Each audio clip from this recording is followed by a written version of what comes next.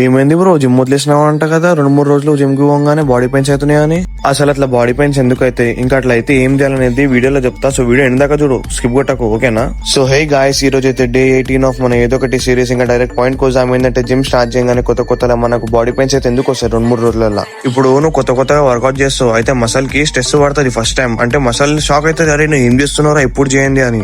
So ఇప్పుడు నువ్వు work out చేస్తే ఏమవుతుంది అంటే, మసల్ అనేది చిన్నగా టేర్ అవుతుంది. అంటే మొత్తానికి చినిగిపోదు, చిన్నగా టేర్ అవుతుంది. సో ఆ చిన్నగా టేర్ అయ్యి మసల్ అనేది మళ్ళీ రిపేర్ అయ్యి రీబిల్డ్ అయ్యి ఇంకా స్ట్రాంగ్ అవుతుంది. అందుకే నీకు ఆ పెయిన్ అనేది వస్తుంది. కానీ నువ్వు ఆ పెయిన్ తట్టుకోక జిమ్మే ఆపేస్తావు. మళ్ళీ ఏమన్నా అంటే లేదరా పోయి జిమ్ కి పోతే బాడీ పెయిన్స్ అవుతున్నాయి అందుకే పోతలేనని అంటావు. ఫస్ట్ తెలుసుకో బ్రో, అది ఎందుకు అవుతుంది, దేని గురించి అవుతున్నా అని. తర్వాత వదిలేయి. అంటే అంటే నిజంగా వదిలేకు.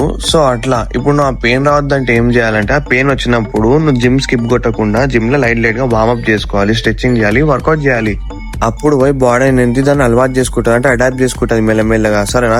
ఇంకో మాట, రీల్ చూసి మోటివేట్ అయిపోయి జిమ్ కి ఫస్ట్ డే పీకేసా చేస్తాను అనుకోకు. ఎందుకంటే మళ్ళీ చేస్తే నువ్వు చాలా గుడిచిపోతావు, ఓకేనా? రైట్ మరి ఉంటా, బాయ్.